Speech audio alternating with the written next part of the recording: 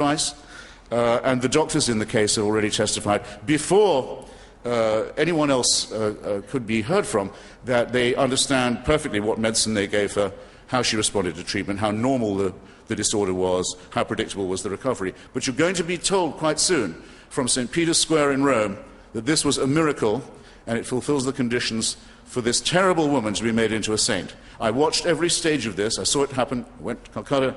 I've talked to, interviewed people who were concerned in the miracle case. I was asked myself by the Vatican to come and testify against the ridiculous canonization and beatification of this woman. I know how religion gets started. And it gets started because we like our illusions and because the world, the realm of illusion, is very, very precious to us. But again, the matter for this evening is, does deism, theism, or atheism best explain reality? And once again, I don't think my explanation fails. How am I doing for time? 8 minutes. Bloody good. This question of the beginning of things is, of course, very important. And if you think that it must have had a beginner as well as a beginning, that it's not just a design or an apparent design, but it must have had a designer, you are only asking for another question to be asked, which is, who created this creator? Who designed this designer? Who fixed up this prime mover? Who was the prime mover for that prime mover? The common word for this in logic and some philosophy courses is it's an infinite regression. It doesn't really get you anywhere, but as I say, it wouldn't get you to religion, even if you could prove that there must have been a prime mover. It wouldn't get you to the worship of other human beings as if they were prophets or saviors or redeemers. It can't help you get there. You have to believe that as a matter of faith or not. You can't do it from physics. There's furthermore, I think, an almost insuperable ontological problem involved here. Suppose it to be true. Suppose that I concede it. Suppose there must be such a designer or an individual, an intelligence, something like a person that does this. How could I know it?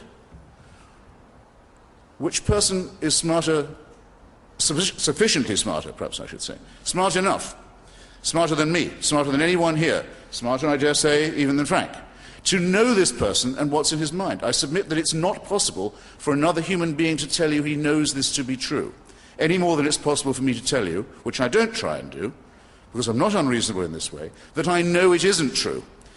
But don't you see that there's all the difference in the world between my saying I can't know it and Frank saying, well, I can't prove it, because he wants you to believe it's necessary so that you will then become Christian. And I say that that's a leap that you simply cannot make, and you certainly can't make on the basis of evidence. And I think the religious would be much better to leave evidence alone where they don't excel, and to concentrate on faith, where at least they can claim some kind of monopoly. I'm not terribly impressed either by the argument that's advanced so often these days. Remember, all the Christian propositions were complete and absolutely in place. The resurrection, the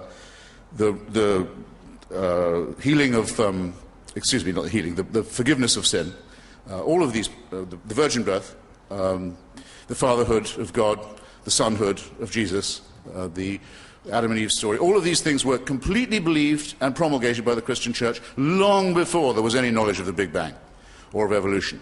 So what they're doing is essentially a reverse engineering job. Okay, now we do know these things, most of them established, discovered, published in the teeth of religious opposition. Now we know them, that proves we were right all along. God was even cleverer than we thought. This is just plagiarism. It's just borrowing from other disciplines to make it all come right. And if we're going to talk about beginnings, we'd better have a bit of a word about ends. Had we not? About the end, we know a great deal. We know, as Edwin Hubble discovered some time ago, that the universe is expanding at a very, very rapid rate. This is known as the red light shift effect. It was thought by most physicists that that wouldn't go on at the same rate for very long, that the rate at which everything was racing away from itself would diminish. The sort of Newtonian logic would suggest that. In fact, it's been shown very recently by a brilliant physicist named Lawrence Krauss that the Hubble rate is actually increasing. Things are flying apart much, much faster than we thought. Very soon, in fact, it won't be possible probably to see the red light shift or the other traces of the original Big Bang anymore. the end is really coming on us at an increasing rate of speed.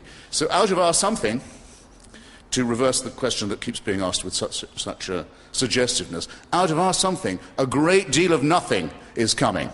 So who's the creator and designer of that, may I inquire? And meantime, as any astronomer can tell you, if you look in the sky at night, you can almost, without a telescope, see the Andromeda galaxy heading towards us. It's not very far off in astronomical time. The Andromeda galaxy is headed direct collision course with our own. We know that's going to happen. There's a lot of nothingness headed our way. And that's if we have time. That's if our sun does not swell up, burn out, our oceans boil, everything come to an end. In the meantime, which is a certainty to happen at some point, whether the other things happen before or after or not. So whose design exactly is that? How does it come that just in the tiny suburb of our bit of the cosmos, the little solar system that we inhabit, all of the other planets are either much too hot or much too cold to support anything like a life, as is true of great parts of our own planet? How is that? Some design, some designer. How is it that 99.9% of all the species that have ever been on Earth, ever, recorded, have gone extinct, as we very nearly did ourselves as a species in the very early dawning years of our existence in Africa, which has now been mapped. Very nearly went out of business altogether. Who designed that contingency? Whose plan and caprice is this? In other words, if you are to rephrase all these arguments of science and natural law and so forth, to assume that they work better with a God, you're just as badly off as you would be otherwise, because the same laws and the same processes still apply. You just say that they're set in motion by a designer. In that case, he's responsible for the extinctions, he's responsible for the diseases, he's responsible for the chaos, for the dead planets, for the swirling chaos of the other galaxies, for the expanding rate at which nothingness is headed towards us. So this God, if he exists, must be one or some or all of the following: tinkering and incompetent, very capricious, very wasteful, and very cruel. Now, that is what you get, sir, if you make some deity responsible for the natural order as we observe it, which was the topic we were asked to address this evening. And I think I'd be trespassing on Frank's time if I went any further. So I'll reserve my remaining points for rebuttal. And I'm very grateful for your attention. Thank you. Thank you.